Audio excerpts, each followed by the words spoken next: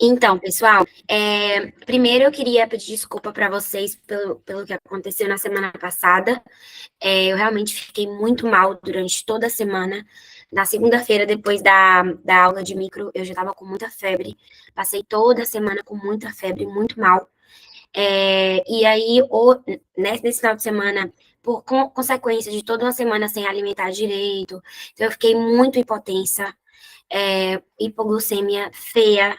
No final de semana não tinha reação para nada. Até tentei gravar essa aula, mas eu não consegui. Então, eu tô pedindo desculpa para vocês pela falta aí de atenção durante esse tempo, tá? Mas vamos voltar com tudo. Tô com vocês nesses próximos dias. Vamos tentar fazer um intensivão. Amanhã todos vocês estão convidados para o nosso repasso, que vai acontecer a partir das 6 da tarde. É uma seleção de temas de terapêutica. Nós não vamos dar todo o conteúdo, tá? Eu vou pincelar os conteúdos com pontos bem específicos da matéria. Então, para a gente poder concluir todos os principais temas, nós vamos ver diabetes hoje, tá? Diabetes é um tema super extenso, e que a gente vai tentar priorizar as informações na hora de passar cada diapo dessa daqui. Então, a parte pesada, a parte de leitura, eu deixo para que vocês possam desenvolver isso, e aqui o que a gente vai fazer é pontuar todas as coisas importantes para a gente poder entender o panorama geral de diabetes, tá? Bem, então, vamos lá. Quando eu falo diabetes, vocês sabem que diabetes a gente tem diabetes mellitus e diabetes insípidos, mas a diabetes que nós trataremos hoje aqui na nossa aula será a diabetes mellitus, que é um conjunto de desordens metabólicas caracterizado por uma coisa em comum, que é a hiperglucemia crônica. É esse paciente que mantém os estados de hiperglucemia, ou seja, de aumento de glucemia, por um tempo prolongado, tá? Por um determinado tempo de forma prolongada. E essa enfermidade, ela não faz distinção entre sexo, etnias e grupos de idade. Existem outros fatores de risco, obviamente, estilo de vida, IMC, ou seja, peso, estilo de vida, já falei, fenotipos, porém, o sexo, etnia e grupo de idade não tem distinção, tá? Não existe essa distinção para a diabetes mellitus. Como que eu diagnostico um paciente com diabetes mellitus? A primeira coisa que vocês precisam saber é, para diagnosticar um paciente com diabetes mellitus, eu tenho que ter 2 critérios cumpridos. Ou seja, 2 medições dessas que eu expus para vocês aqui, cumpridas. Certo? Quando que eu posso diagnosticar sem cumprir com esses critérios? Quando eu fizer uma análise de glucemia ao azar, ou seja, em qualquer momento do dia, me der 200 miligramas por decilitro e esse paciente associado a esse valor também tiver os 4 P's, ou alguns dos 4 P's. Quais são esses 4 P's? Poliúria, polidípsia, polifágia e perda de peso, tá? Todas essas polis, mais a perda de peso, caracterizam os sintomas característicos da diabetes. Além desse critério, como eu tinha falado anteriormente, a gente também pode diagnosticar o paciente com 2 outros critérios, qualquer deles, né? Qualquer desses que vocês estão vendo aqui, de forma aleatória. Então, glucemia em ajunas maior a 126 miligramas por decilitro, com uma prova de tolerância oral à glucosa, por exemplo, maior a 200 miligramas por decilitro às 2 horas da prova ser realizada. Então, existem essas formas de medir e eu preciso realizar 2 delas para que eu possa confirmar o diagnóstico. Tá, e essa última aqui? A última, que é o controle da hemoglobina glicolizada, é um controle que a gente faz para ver se o paciente está tendo um suministro, ou melhor, uma queda nessa glucemia de forma sustenida com respeito ao tempo. Então, por exemplo, depois que eu tenho um paciente que já tem diabetes, eu posso fazer o controle dele com a hemoglobina glicolizada. E como que eu vou fazer esse controle? Já sabendo que esse paciente é diabético, eu vou medir a hemoglobina glicolizada e para que ela me dê um valor bom, referente a que ele está tendo um bom controle da diabetes, o valor tem que dar 6,5, menor a 6,5. Então, repito, a hemoglobina glicolizada serve para um controle desse meu paciente que foi diagnosticado, tá? Então, esse é um pantachaço geral que eu queria que vocês tivessem em consideração para a gente poder seguir. Gente, rapidinho, só para a gente poder fazer essa generalidade para a gente começar com terapêutica em si. Lembrem-se, diabetes mellitus, ela é classificada entre diabetes do tipo 1, 2, gestacional e de outras causas. Quando eu falo tipo 1, quer dizer que a associação se dá, mais que nada, por pessoas que estão, que não produzem, né, que não produzem a insulina, portanto, a glicemia está sempre alta. Quando eu falo diabetes tipo 2, o problema não está na produção de insulina. O problema está na recepção da insulina. O pâncreas produz essa insulina, ele vai produzir essa insulina, porém, os meus órgãos, os meus tecidos, eles não têm uma recepção adequada para essa insulina que foi produzida. Então, nós falamos que esse paciente, ele desenvolve uma resistência insulínica, certo? Por outro lado, nós temos também a diabetes gestacional, que é associado à condição de hiperglicemia junto com o embaraço, com as etapas de gestação, e por outras causas que a gente não vai comentar hoje, mas que é um panorama de causas que não está nem associado ao tipo 1, ao tipo 2, nem à gestacional, certo? Então, esse é o panorama geral que eu quero que vocês tenham dos tipos de diabetes. Lembrem-se, diabetes tipo 1 geralmente é um paciente mais jovem, que foi diagnosticado com diabetes bem cedo, que tem um componente genético bem importante.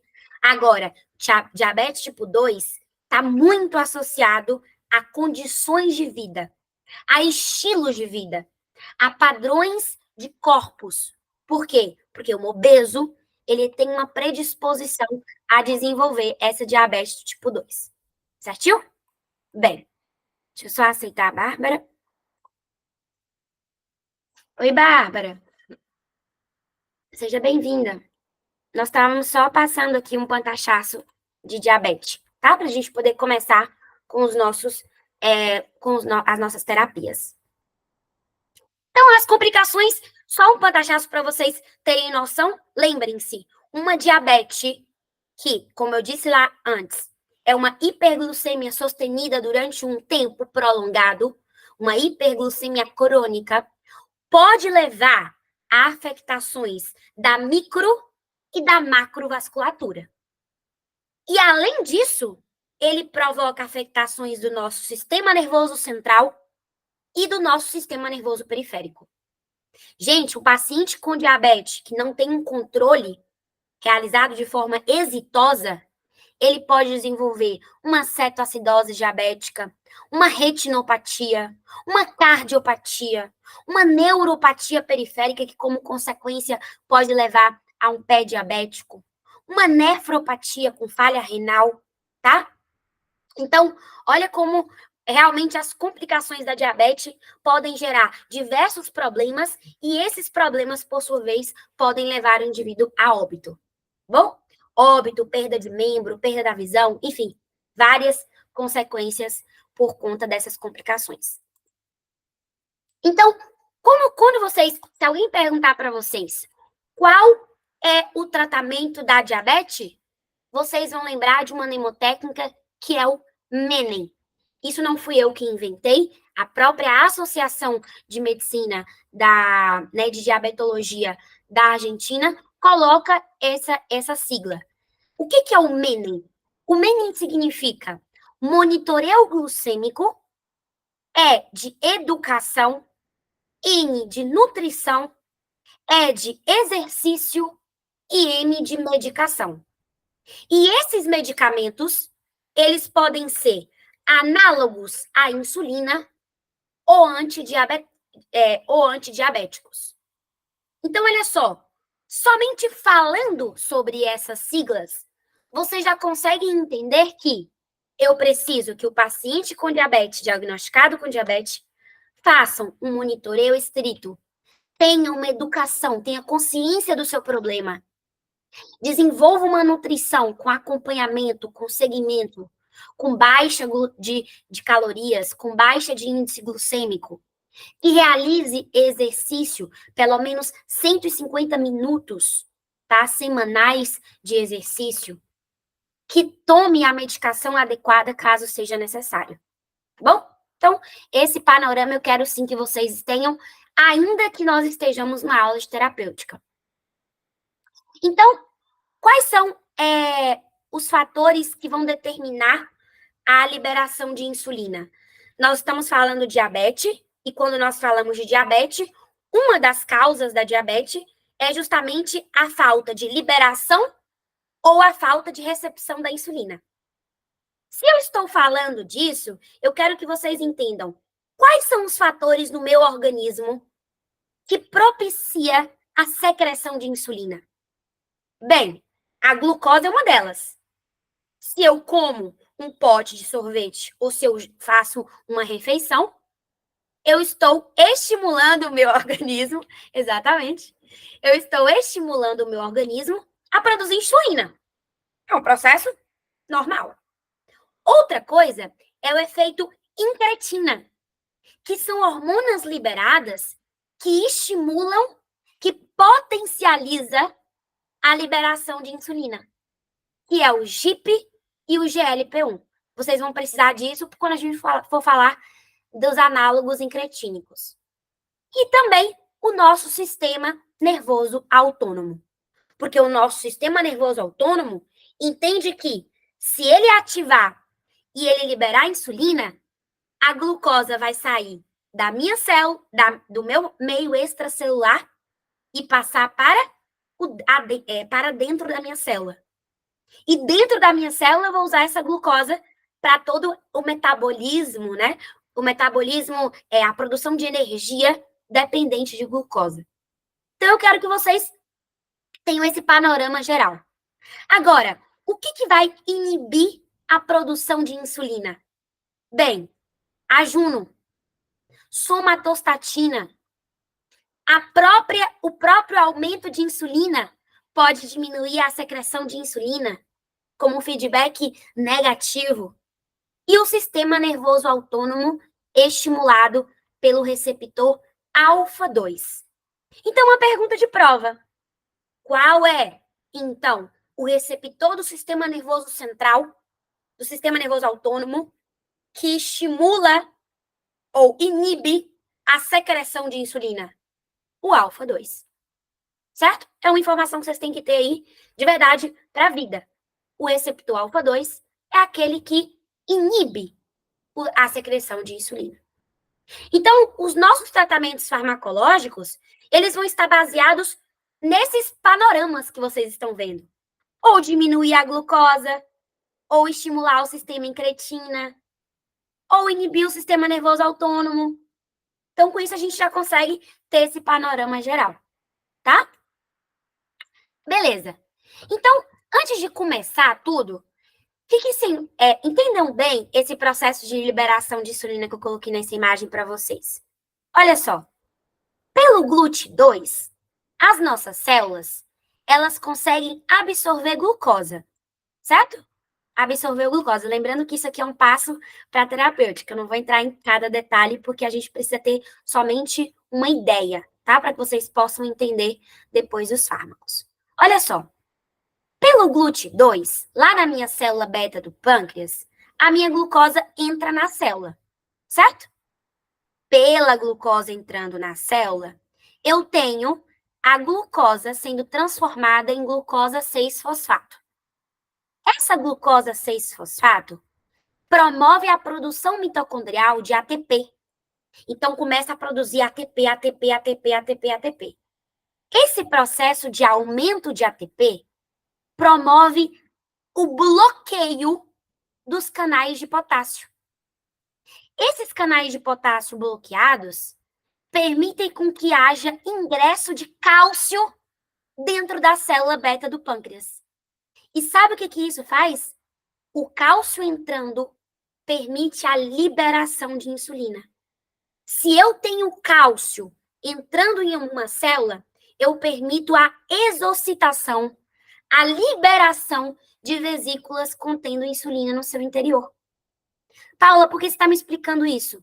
Porque nós vamos ter fármacos que precisam atuar em algum desses mecanismos para que a gente possa estimular, por exemplo, a liberação de insulina.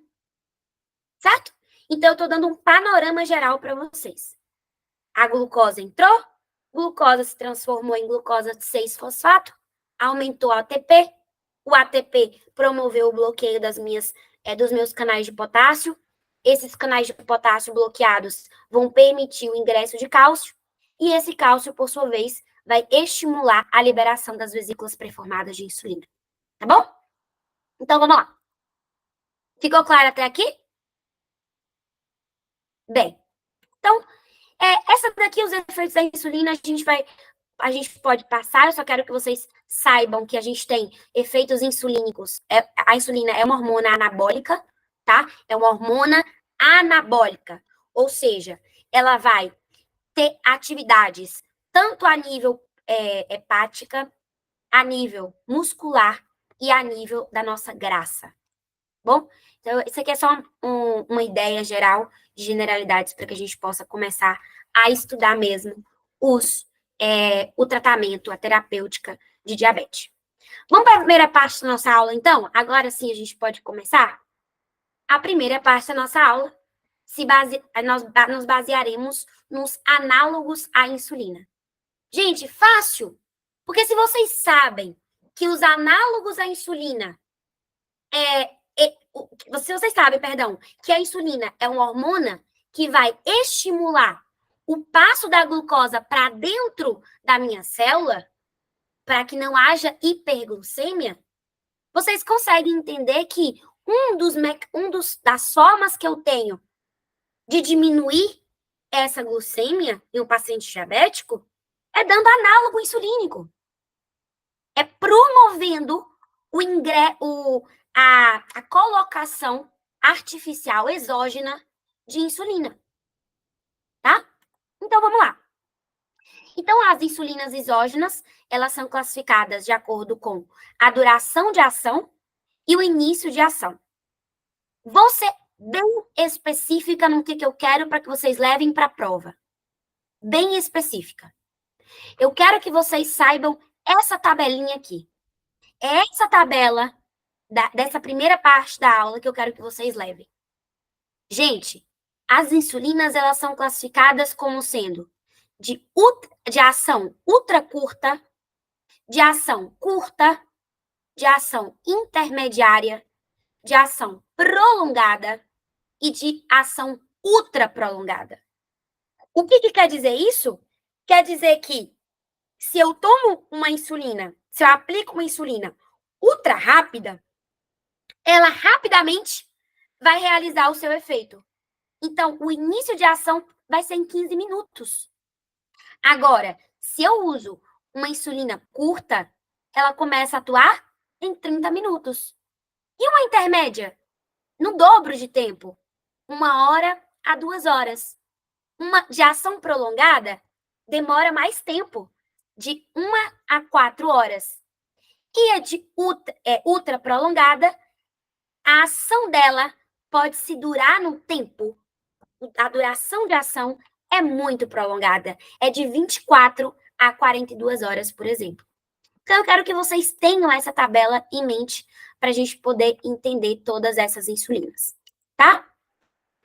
Tá, eu coloquei para vocês aqui as 3 mais importantes. E tudo que eu coloquei em vermelho é a razão pelo qual ela é importante. Vamos lá. Insulina de ação ultra curta. Quais são os exemplos? Lispro, aspártica e glulisina.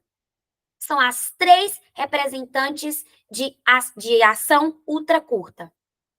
Galera, essas insulinas, elas são administradas antes da comida. Por quê? Porque o paciente diabético vai administrar ela e a comida não vai gerar um pico de glicemia, porque ela tem uma ação rápida. Enquanto ele está comendo, a insulina já começou o seu processo de ação, certo? Promovendo, então, um processo pós-prandial, ou seja, pós-alimento, de menor aumento da glicemia. Ok? Fica claro para vocês isso? É a ação ultra curta. Eu uso e como. Uso e como. Só que o problema dela é o seguinte: eu tenho que usar várias vezes, não é? Porque toda vez que eu for usar, comer, eu vou ter que usar. Então, ela não é a melhor opção para que o paciente, por exemplo, tenha ela em todos os seus dias da vida. Porque senão, tudo que ele for comer, ele vai ter que usar essa ultra rápida, essa ultra curta. Agora, qual é a outra que eu quero que vocês levem para a prova? Questão de prova. Insulina de ação curta. A insulina de ação curta, ela tem um início de ação ali nos 30 minutos e ela dura até umas 4 a 6 horas. Opa, ótimo para mim. Porque quer dizer que se eu sei que ela começa a agir de um tempo bom, mas que ela só vai voltar, só vou precisar aplicar novamente daqui a 6 horas, me dá um rango legal aqui de vantagem. E quais são os representantes? Corrente, cristalina e regular. São as 3, que é tudo o mesmo nome, tá? São sinônimos, corrente, cristalina e regular. São as enzimas de ação curta. Agora, por que eu quero que vocês levem esses 3 nomes? Porque são essas enzimas, são essas insulinas que são colocadas de forma endovenosa. Elas são as únicas que são aplicadas de forma endovenosa. Questão de prova. Ok? Repito. Cristalina, corrente e regular são as únicas insulinas aplicadas de forma endovenosa. Então, um paciente que chega numa emergência, necessitando de um auxílio farmacológico por uma hiperglucemia, é a essa insulina que eu vou ter que recorrer, porque ela é endovenosa, tá? Bem, então ela é utilizada em emergências. Agora, e a próxima de importância para a prova de vocês? A NPAT. A insulina que vocês mais vão ver na clínica de vocês. Por que a NPAT? Porque é essa de ação intermédia que eu peço para o meu paciente usar durante a vida dele, durante o dia a dia dele. Por quê, gente? Porque eu só preciso usar 2 vezes ao dia. Porque como ela tem uma ação intermédia, olha o tanto de tempo que ela vai durar no meu organismo. De 10 a 16 horas. Então, ela aplica ali ao desajuno e na cena, por exemplo. Então, eu apliquei 2 vezes e tive a manutenção dessa insulina atuante no meu organismo durante todo o dia. Então, olha como o uso da intermédia é muito mais benéfico, né, no quesito forma de aplicação, quando comparada com a outra curta. A outra curta eu uso e como, uso e como, uso e como. A intermédia não. Eu uso uma vez e eu uso outra vez no dia. Tá? Fica claro para vocês esse panorama de insulinas exógenas?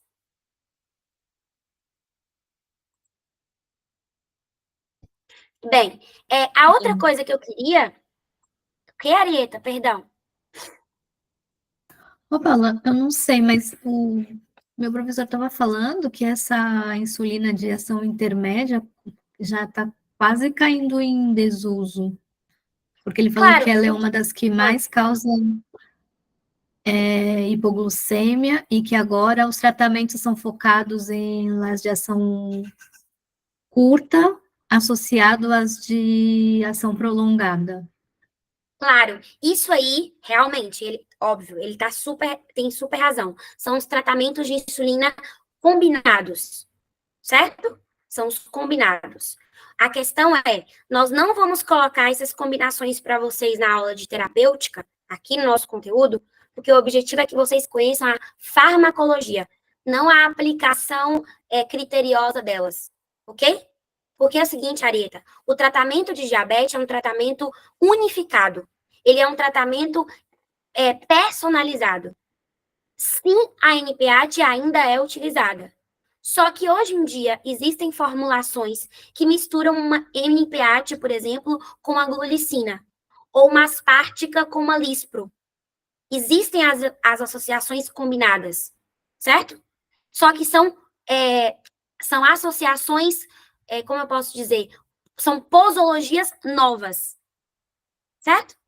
Critérios de aplicação personalizados. Eu estou mostrando para vocês um panorama de todas as insulinas. Ah, tá bom. Fica claro? Isso aí vocês vão ver seguramente interna. Essas associações novas e mais modernas. Tá bom? Bem, Perfeito, obrigada. então, o que eu queria que vocês tivessem para a prova, de forma bem pontual? Qual é a insulina que eu uso para emergência? Me ajudem. Seria aquela outra curta? Qual é a que eu uso por via endovenosa? É esse raciocínio que você tem Via que ter. corrente, cristalina e irregular. Exatamente. Então, ela é ultra curta, Paulo? Ação curta. Ela é de ação curta, tá? A explicação para ela ser de emergência é justamente o fato de que ela pode ser aplicada de forma endovenosa, certo? Bem, agora, faltou um aqui para vocês. Antes de falar da palavra-chave, eu queria agregar isso para vocês que faltou. Vocês estão vendo a de ação prolongada? Que é a Detemir, a Glargina e a Deglutec? Que são essas insulinas que eu coloquei aqui como sendo ação prolongada e ação ultra prolongada. Galera, essas aqui não têm pico de ação. Então, elas são insulinas super seguras. Por que seguras? Apesar de serem mais caras e de prolongarem muito tempo serem muito de prolongado tempo. Porque elas não têm pico. Elas não têm um pico gigante, igual vocês podem ver nesse gráfico. Olha aqui os picos. Elas não têm pico. Olha quando a gente pega a Deglutec em verde, como que esse gráfico é linear. Vem? Então, se na prova para vocês perguntarem qual é a insulina que não apresenta pico de ação, vocês já sabem. As insulinas prolongadas e de ação ultra prolongada. Elas não possuem pico de ação. Tem realmente uma ação que dura muito tempo, né, na linha do tempo, ela dura muito tempo, certo? De 12 a 42 horas, só que ela não possui um pico de ação. Então, é uma outra palavra-chave que eu quero que vocês levem para a prova. Qual é a droga, ou qual a insulina exógena, que não apresenta pico de ação? A de A ação ultra... ação prolongada. E a de as ultra duas. prolongada. E quais são as representantes dela? Detemir, Deglutec, Glargina. Gardina. E glargina. Muito bem. São essas aqui, tá? Genial. Então, vamos lá. Qual é a insulina que eu administro de forma pré-prandial? Isso quando eu digo em todas as refeições. A outra curta. É a ultra curta. Que qual é o exemplo dela, Stephanie?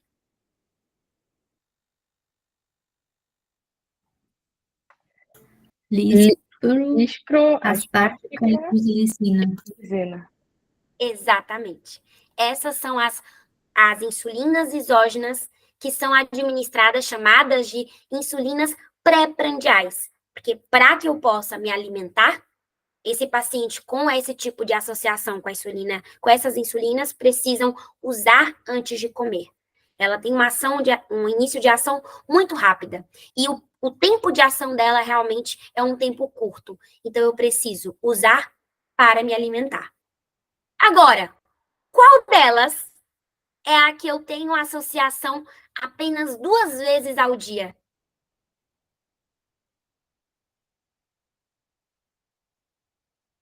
A NPAT, A que são NPAT. intermédias. São intermediárias. São intermédias. Então, eu posso usar essa droga, essa insulina, perdão, a primeira vez durante o desajuno e a segunda vez durante a cena. Tem uma informação que eu queria que vocês tomassem nota, que, na verdade, essa informação, ela pode vir numa questão choice tranquilamente, que é o seguinte: em quais refeições vocês indicariam uma NPAT? Antes de quais refeições?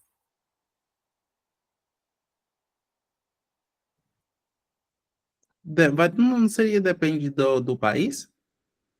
Isso, gênio. Exatamente. Depende do país. Por que eu tô falando isso?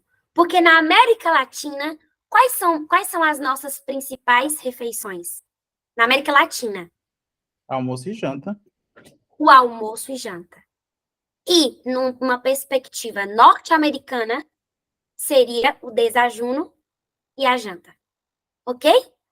O café da manhã e a cena. Tá bom? Então, eu queria que vocês tivessem isso em consideração para uma possível questão de discussão, tá? Ou de discussão até mesmo no choice. Bem, então aqui eu coloquei para vocês a farmacocinética e a farmacodinâmica das nossas insulinas exógenas, que tem como representante a lispro, aspartica, glulisina, corientes, NPAT, detemir, glargina e deglutec. Lembrando que essas 3 primeiras são as nossas ultra rápidas. A corriente, que também é chamada de cristalina, ela é a nossa rápida, tá? Curta, perdão. A NPAT é a nossa intermédia. E a determi, glargina e deglutec são as nossas ultra rápidas e as rápidas. Tá bom? Perdão, prolongada. Prolongada e ultra prolongada. Certo? Gente, mecanismo de ação, vocês já sabem. Mecanismo análogo exógeno da insulina. Então, ela vai fazer exatamente o mesmo papel da nossa insulina endógena. Ok? Como é a administração? Por via subcutânea. E a exceção é aqui houve um erro. Aqui houve um erro, tá? Se vocês podem consertar, por favor. Não é a corrente cristalina, não. É a NPAT. Ou tá certo? Tá certo. Endovenoso, tá certo. Tá certo. A corrente cristalina, que é aquela que a gente administra em emergência, por via endovenosa. Essa daí, ela é a exceção, que ela é a única que pode ser administrada por via endovenosa. Certinho? Bem, qual é a distribuição? Uma baixa união à proteína com uma vida média de 5 a 10 minutos. E aí vem o pulo de gato para uma questão de prova fácil para vocês. Gente, coloquem aí, por favor, um coração nessa informação. Vida média é diferente de duração de ação. Vida média de todas as insulinas é de 5 a 10 minutos. Não tem variação. Todas elas têm uma vida média de 5 a 10 minutos. A duração de ação que vai alterar de acordo com cada uma desse grupo aqui que nós discutimos anteriormente. Se ela é ultra curta, a duração é de pouco tempo. Se ela é curta, a duração um pouco mais. Se é intermédia, de 10 a 16. Se é prolongada ou ultra prolongada, por mais de 12 horas de ação. Agora, a vida média, ela é de 5 a 10 minutos. Ok? Deixei isso bem claro para vocês, porque no Choice, eles podem, como pegadinha, colocar, por exemplo, a vida média da insulina aspártica é diferente da vida média da glargina. Falso. A vida média de insulinas exógenas são iguais, de 5 a 10 minutos. Tá? Ficou bem clara essa informação? Bem, então vamos lá. E o metabolismo? O metabolismo hepático e a excreção é renal. E aí vem os nossos efeitos adversos, que eu queria que vocês tivessem em consideração na hora de explicar para uma prova. Se alguém pergunta para vocês, quais as reações adversas no tratamento de uma insulina exógena? Nós temos os efeitos adversos locais e sistêmicos. Os locais é a lipodistrofia, reações alérgicas e infecção na zona de injeção. Lembrem-se, um paciente que vem, vai para casa com aquelas canetinhas de insulina para fazer a aplicação, ele precisa ser instruído de realizar uma rotação na zona de aplicação. Então, por exemplo, no dia 1, até coloquei uma imagem para vocês aqui. Perdão.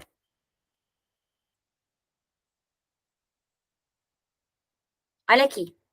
No dia 1, o paciente vai fazer uma aplicação em um dos quadrantes desse quadrante.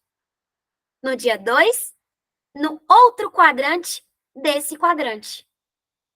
No dia 3, no outro. No dia 4, no outro. Tá, e depois? Passa para outro quadrante da zona de aplicação. E faz esse mesmo esquema. Um quadrante desse quadrante, outro quadrante desse quadrante, e assim sucessivamente. Essa forma de aplicação da insulina, de instruir o paciente sobre essa insulina, que inclusive pode vir como uma questão de oral para vocês, é uma forma de que eu possa evitar fazer injeções repetidas em um mesmo local. Então, essas complicações locais, elas podem ser retardadas com esse tipo de aplicação. Então, eu vou evitar lipodistrófias, reações alérgicas e infecções nessa zona de injeção repetitiva. Tá bom? Imagine que essa pessoa que aplica insulina, ela tem que aplicar regularmente. Ela aplica sempre, todos os dias da vida dela. Ou muitas vezes, né? Durante uma semana, por exemplo. Então, realmente, essa é a forma, essa instrução que eu quero que vocês tenham em consideração. Dividir a zona de aplicação em quadrantes e cada quadrante em seus respectivos quadrantes. Tá bom? E as complicações sistêmicas? Aqui é fácil. Hipoglucemia, aumento de peso e os edemas. Lembra? A gente está aplicando insulina e a insulina, para onde que ela está levando nossa glucemia? Para dentro das nossas células. E ao tirar do meio extra para o meio intracelular, eu posso estar gerando uma hipoglucemia. Por isso que eu dizia para a Arieta, o tratamento de insulina exógena, como de qualquer outra, né, de qualquer outro quadro de diabetes, ele tem que ser um tratamento individualizado. Tem que saber as condições, o grau de exercício, o tipo de alimentação desse indivíduo. Tá bom? Os aumentos de peso e os edemas, né? Como outras complicações sistêmicas. Isso aqui esse quadro é um quadro que vocês não podem não ter para a prova. Tá bom? Vamos colocar eles aí como os nossos favoritos. Bem, chegamos na segunda parte da aula. Como estamos até agora? Tudo bem? Tranquilo para vocês? Ou vocês querem alguma questão? Perfeito. Então, podemos seguir. Vamos tentar colocar sangue no olho. Eu sei que pelo horário fica tudo mais complicado, mais pesado. Mas agora realmente é uma parte mais pesada, porque são vários grupos. Mas bora tentar levar aí de uma forma mais tranquila. Galera, agora eu preciso entender outros mecanismos. Porque aplicar a insulina, eu já entendi como é que faz. Eu já entendi quais são as insulinas análogas à insulina, né, produzidas de forma exógena, que eu posso colocar no tratamento de uma diabetes. Aquelas que a gente conversou, geralmente são usadas para tratar pacientes com uma diabetes não produtora de insulina. Qual era a diabetes não produtora de insulina? É tipo um. A do tipo 1. Agora, eu vou entender os fármacos que eu uso de forma mais importante àqueles pacientes que não tem jeito. Eles não têm recepção para a insulina. Então, eu aplicar a insulina pode não dar nenhum efeito, porque eles são pacientes resistentes a essa insulina, endógena, exógena, de qualquer forma. Bom? Bem, então essa segunda parte da aula, nós vamos falar sobre os antidiabéticos, que são dois grupos.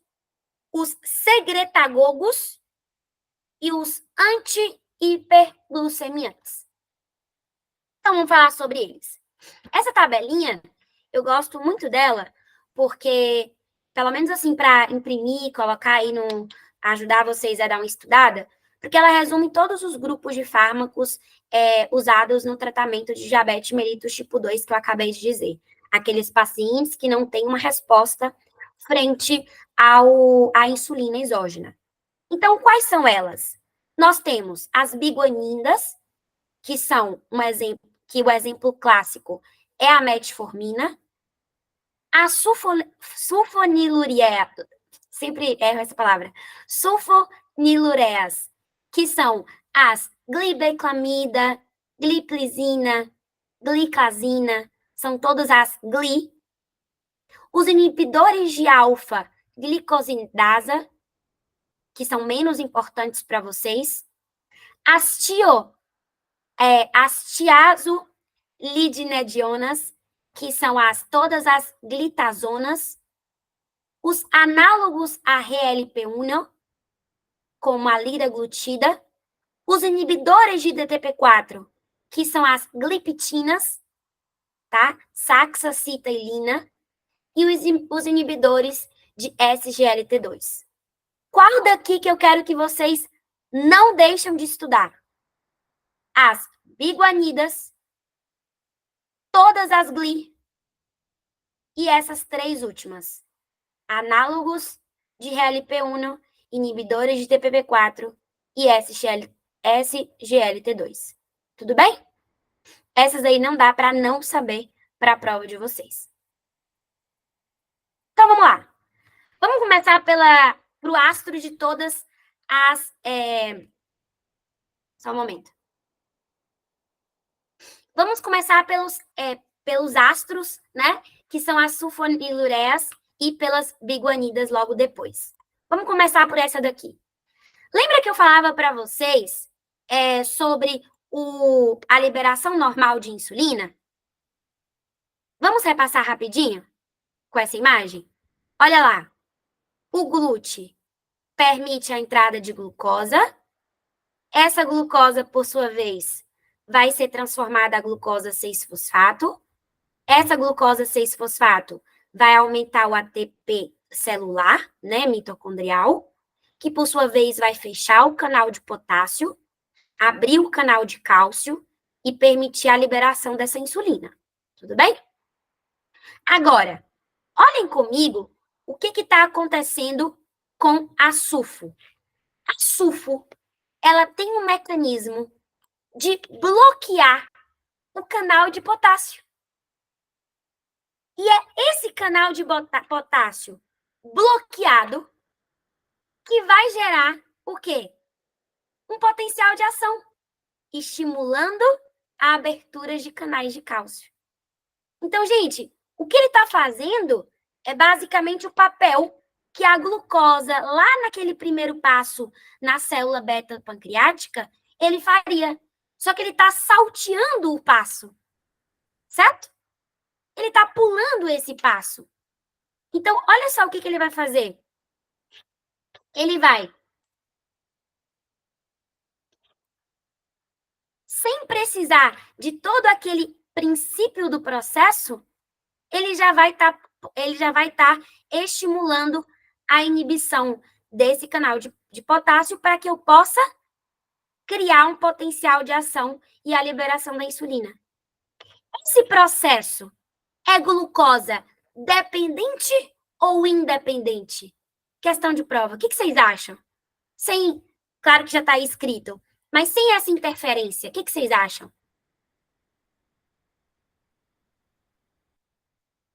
Vocês acham que eu preciso da glucosa para que essa inibição aqui, que a sulfo realiza, ela seja eficaz? É preciso a glucosa aqui nesse processo? Não, porque no caso essa insulina administrada faz o papel dela, né? A sulfo administrada, exatamente, faz o papel de inibição direta. Então, olha só, eu não preciso disso, de entrada de glucosa. Sem ter essa estimulação da própria glucosa, eu já consigo estimular a liberação da insulina. Certo? Então, a sulfo, questão de choice, a sulfonilureas, elas recaem sobre o canal de potássio, encarregados de gerar o potencial de ação e estimular, por sua vez, a liberação ou a exocitose das vesículas de insulina. Gente, quem são as sulfo? Todas as GLI, tá? Glibenclamida, glimepirida, glipizida, glicazina. Então, como vai cair numa questão de prova, eu aconselho que vocês lembrem, as sulfos são as GLI, tá bom? Elas também, existem uma primeira geração delas, que já não se usa mais, que um exemplo é a tolbutamida e a clorpramida. Só que já não se usa mais, então a gente fica só com as segundas gerações, que são as GLIs, tá? Que eu acabei de falar. Tá bom? Bem, Paulinha, rapidinho, o que seria recair sobre o canal? Seria tipo se unir ou bloquear ele? exatamente. Interferir no funcionamento desse canal, certo? Recair sobre ele. E aí, Stephanie, Perfeito. eu aproveito e já te explico como que ele faz isso. Ele faz isso através de um complexo, formando um complexo nesse canal, que se chama complexo SUR1.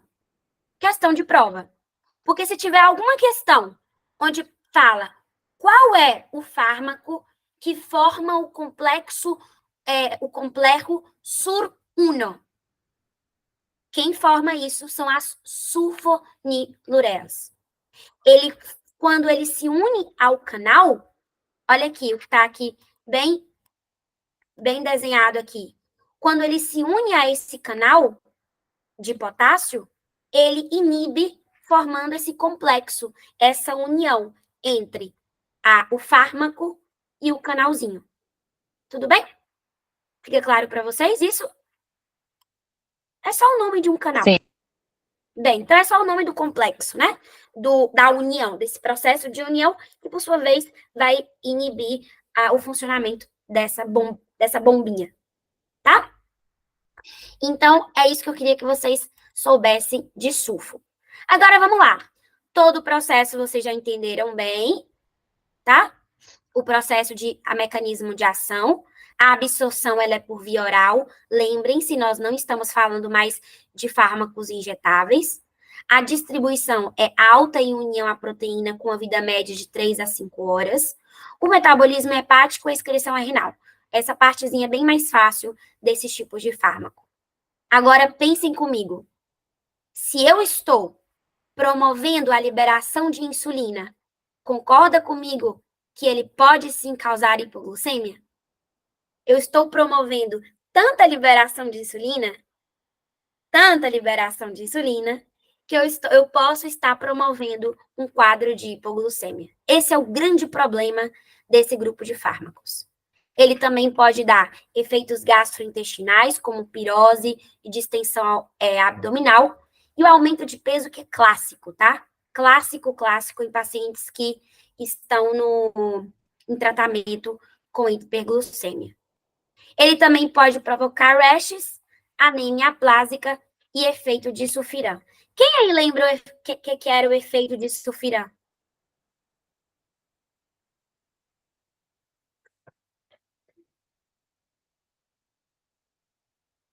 Que eles podem voltar a perguntar para vocês agora nesse parcial.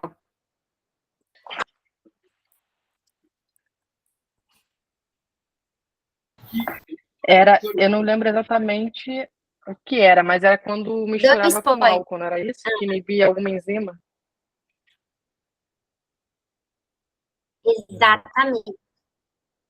Exatamente. Ele vai inibir a enzima álcool desidrogenasa, né? E ele vai inibir o processo de degradação do álcool. Então, vai potencializar o efeito do álcool no organismo. Tá bom? Os efeitos do álcool no organismo. Isso é muito importante para que vocês tenham em consideração. A sulfonilureas também promove esse efeito. A minha ligação travou ou foi só aqui? Eu ia perguntar se a minha internet... Travou aqui para mim. Travou aqui também. Então, cortou alguma coisa que eu falei agora por último? Será? Não, sua voz não cortou nada. Tá. Beleza. Então, foi só a imagem mesmo. Travou para mim a imagem. Bem, vamos para o próximo. As meglitinidas. As meglitinidas são as glinidas. Então, nós temos a repa e a natiglinida. Certo? É simplesmente a gente fazer isso, ó. É meglitinida. Bem parecido com o sufixo que aparece aqui também. Repa, glinida. Nate, glinida. Tá bom? Gente, as meglitinidas, eu coloquei elas aqui porque, na verdade, eu queria que vocês vissem que ela também faz o mesmo mecanismo de ação que a sulfonilureas. Então, já economiza memória aí pra gente. E forma o mesmo complexozinho chamado complexo SUR1. Só que, na verdade, a diferença dela, que pode ser uma questão de choice, é que ela é glucosa dependente. Para que esse processo aconteça, a glucosa precisa estar entrando também na célula pancreática. Então, apesar de fazer a inibição, ela precisa que a glucosa esteja lá também realizando o processo de ingresso e o processo de ajuda para a liberação da insulina. Certo? Só essa diferença. O mecanismo cru é o mesmo, só que o processo é glucosa dependente. Fica claro isso para vocês?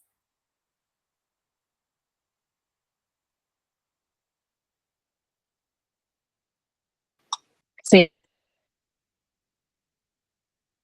Não sei por que está travando tanto. Deixa eu mudar um pouquinho o computador de posição. Voltou?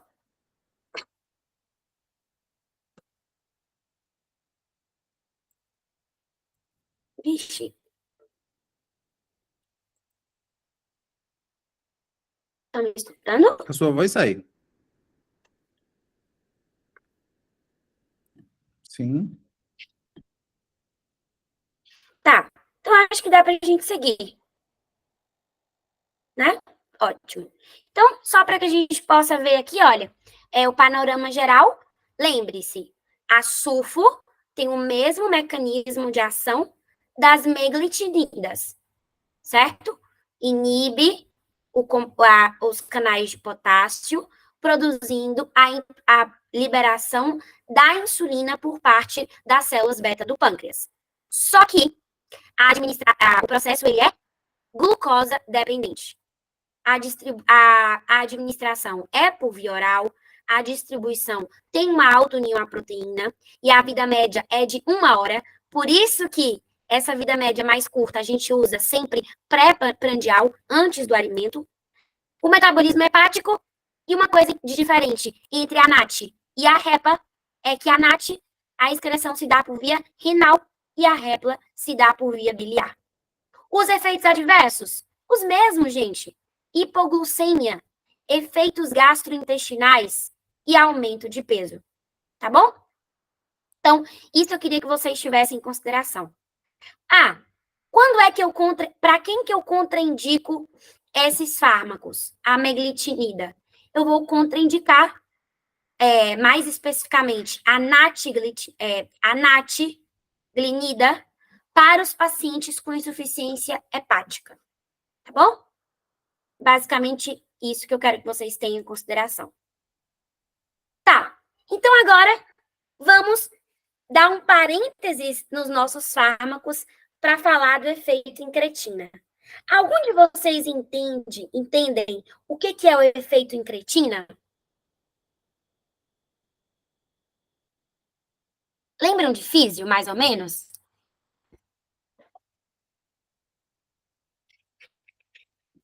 Lembro, só não lembro dessa palavra, incretina. Não? Tá, vamos lá. Eu quero que vocês entendam para que a gente possa entender os próximos fármacos. Presta atenção no que eu vou falar. Quando a gente se alimenta com algo rico em glucosa, o que a gente vai gerar a nível pancreático? Se a gente come algo rico em glucose, o que a gente libera, o que a gente faz a nível pancreático é estimular para liberar a insulina. Exatamente. Perfeito. Só que o efeito incretina justifica o porquê que o meu corpo, quando eu consumo por via oral glucosa, ou eu injeto por via endovenosa glucosa, ele tem uma diferença na estimulação da produção.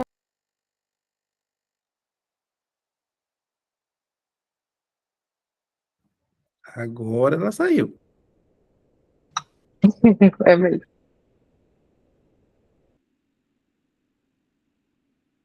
E nem tava travando, agora que tava bom. Voltamos?